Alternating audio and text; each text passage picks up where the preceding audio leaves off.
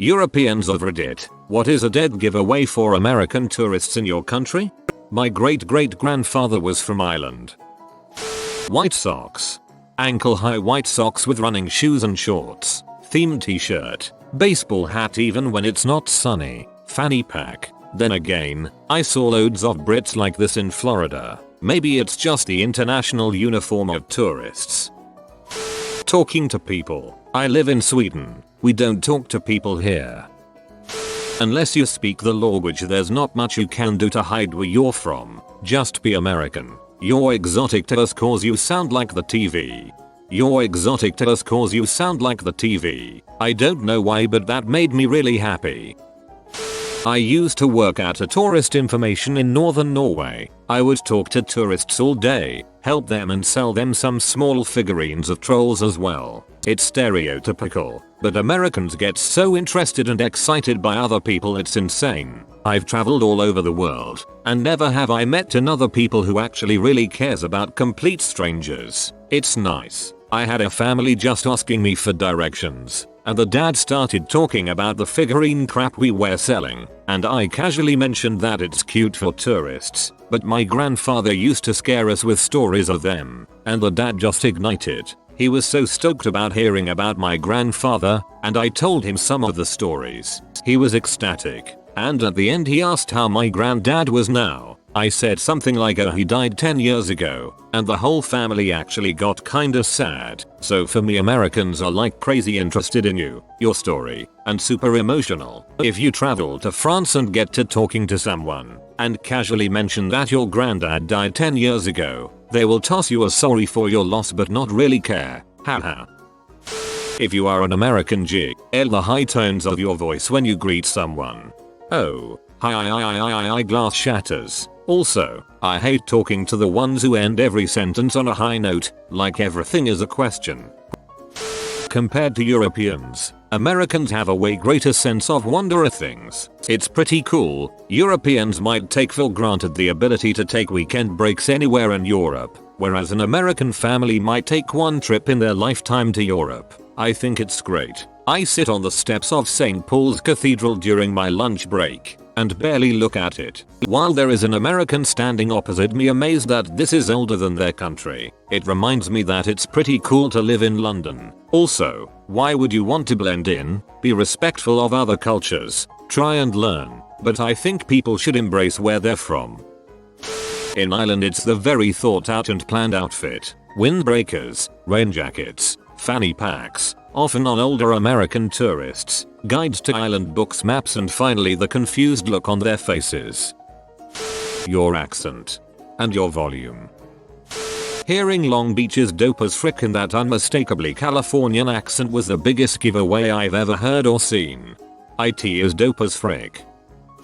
Actually, most Americans you don't notice. It's just the stereotypical loud brash ones that you do. I remember one time visiting a castle that was mostly ruins. I suddenly hear a young kid with a strong US accent. Man, mom, this place is nuked. Very funny. Don't worry. For the most part, Europeans love having Americans and will be interested in where you are from. Be respectful. Be willing to learn about something new and have a good time. That goes for all tourists in foreign countries, not just Americans. That's the best part of traveling also. I'm an American, but I've been living in France for a bit. If I see a group of 2-3+ girls with long straightened hair, looking like they've spent more than 5 minutes on their makeup, and are wearing tall boots instead of short ankle ones, they are American. I've never been wrong. French women tend to have a I did and try to look good, but I do think going on, they also almost exclusively wear short boots. I'm not sure why. I was in Paris with a group of girls before Christmas. We got dressed up one night to go out in the town. We're Irish BTW, and we felt like fecking drag queens. Accent, hard to miss. Volume, you can hear them a mile and a half away. Coupled with accent, acts as an early warning indicator. In Ireland, wearing of Irish themed clothing or hats, attempting to pay in dollars. I crap you not. I have watched this happen more than a few times. There are other indicators I will cover later. I have an exam now. It's a rarity of seeing young Americans in Europe for some reason, so the average American we see here is the 40 plus slightly fat years old American with a very loud and slow English. Also the neck for some reason. Americans and Canadians can go spend a week at an all-inclusive resort in the Caribbean for less than the cost of airfare to Europe. Most apt for this.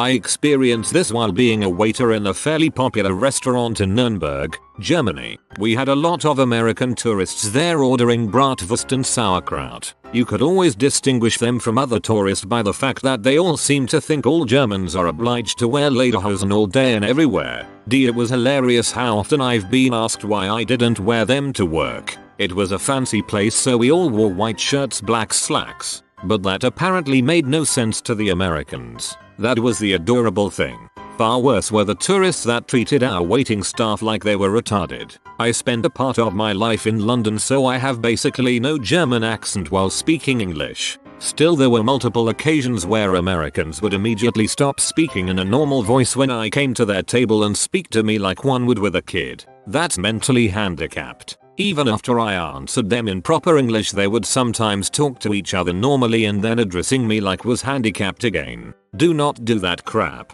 Don't get me wrong. There's other tourists, like for example the French, who more often than not just expect everyone they encounter to speak French, but at least they would still talk to you like a sensible human being. These are the same people that talk to their servers like they're handicapped back home. 2. Source. I'm so sick of waiting on people. You hear them before you see them. Apart from accent, I believe it's probably that you are all by and large polite, friendly and optimistic. All rare commodities where I live, Australia and London. I always try to be open-minded and polite. If I'm in your country, have no idea what I'm doing and only have a loose grasp on the language, I'm probably already kind of a burden and nobody is going to show me any neat crap if I'm yelling and being a dong. Canadian here. I have lived in Europe, and honestly Americans get a bad rep. Sure, a bunch of them have no idea where the million-plus city I live in Canada is on a map, but the other 90% doesn't are actually very nice people. Americans, 10% ruin their reputation for everyone else. To fit in, don't wear board shorts with flames on them or wife-beater basketball jersey around. If football is showing on a nearby TV, the males of the American tourist group show no interest. A major one once you get to actually talk to an American is how they treat Europe as a single entity. I'm in Europe and I need to figure out the European way to do things so Europeans will like me. Guess what? The things you learned in Amsterdam and Stockholm really won't hold up in, say, Portugal. Pretty much no one self-identifies as European. I know it's common on Reddit to start a question with Europeans of Reddit, but that's already a dead giveaway. European nations are not comparable to US states in this way. The cultural differences are much larger and people will take offense if you try to group them together as Europeans. If you're looking to blend in, start talking about individual countries. I don't think it's that we view Europe as a single entity. It's more that, when we travel to Europe, we typically visit several countries. If I'm taking a trip to England, France, and Germany, I say I'm visiting Europe. If I'm just going to France, I say I'm visiting France. I hope I don't be too rude, but once I saw a US tourist in a German McDonald's, and boy was he furious. He ordered exactly 20 packs of ketchup with his 3 burgers and needed to pay for them. In the US it seems normal to get ketchup and mayo for free as much as you like. Here you have to pay for the crap. So he was ranting about some euros he had to pay. But I have to admit he was pretty clever. He was arguing with the manager about the packet prices while eating the unpaid burgers. After he was finished he just left the confused manager with an empty tray behind the counter. Exactly. German confirmed. While on a trip I met a sweet young couple in a small bed and breakfast in Scotland. They were really nice and talkative and we chatted for quite some time. I think I instantly recognized them as Americans because they were just a bit too nice for me as a German. Don't jump on the grumpy German bandwagon, I think it's very exaggerated, but they were just so overwhelming happy, always grinning, giggling, that they just fitted perfectly in my American stereotype. Everything they visited was just great and awesome. It was really funny. So no fat and loud American tourist stereotype for me. It was really a nice cliche. Yelling. Does anyone here speak English? I had an American ask me if there were any hobbits in the city, or if they all lived out in the country. I couldn't for the life of me tell if he was kidding or not, so I told him they usually avoided the city as their foot hair gets stuck in escalators. New Zealand if hobbits didn't give it away. 95% sure he was joking. After all the negative comments, Americans are actually some of the nicest people to meet when you're abroad. I definitely agree with this. Every time I've spoken to American tourists in London, they have always been very friendly and lovely to speak to. Generally they're old, don't seem to get many young Yank tourists, and they have white socks pulled up really high. I've met a bunch of young Yanks on my travels, but generally they do the city thing, staying in hostels and hanging with the backpacking hostel crowd. Barcelona in particular had a sizable American tourist population. You're like the Chinese, you take pictures of everything. Ooh, a pigeon. As an American living in Europe, everything, but mostly volume. But here's the thing, it's okay not to blend in. You'll meet more people and have more fun.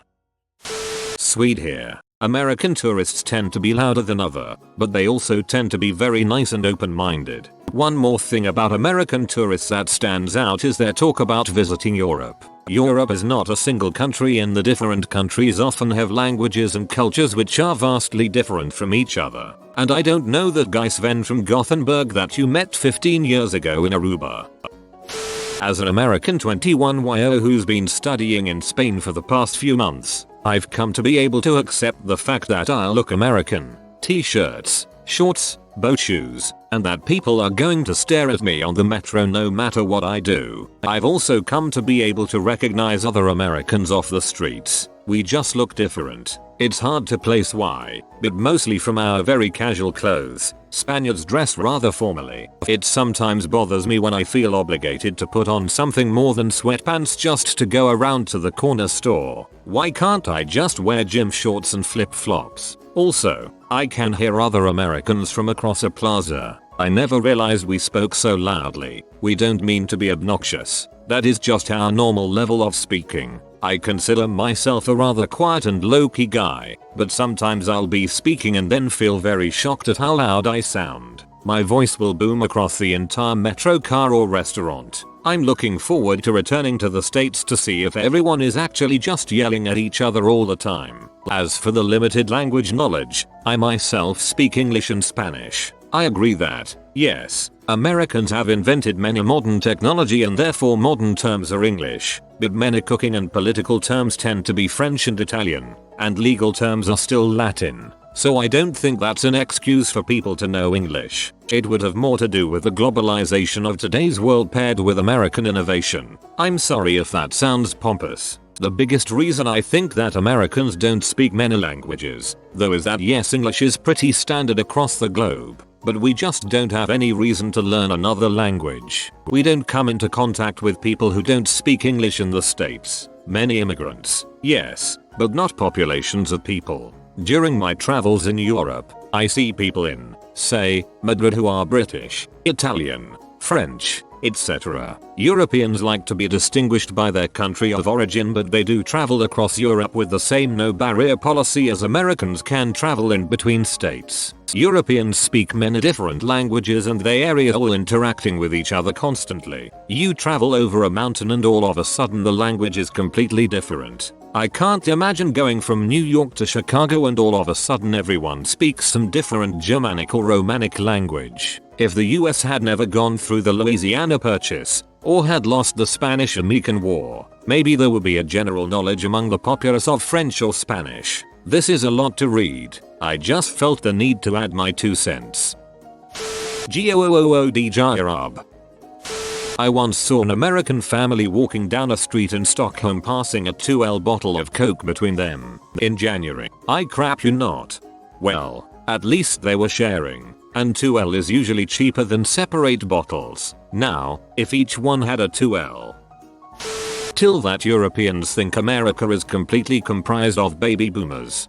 Well, from the looks of it they're the only ones with the money to afford a trip to any country in Europe.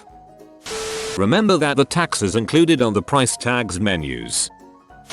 You have been visited by the money bird. It'll bring you good fortune, but only if you subscribe in 42 seconds or less. If you are new to the channel, you can subscribe. I publish new videos every day. Until then, check another video, or don't. Either way, have a great day you magnificent people.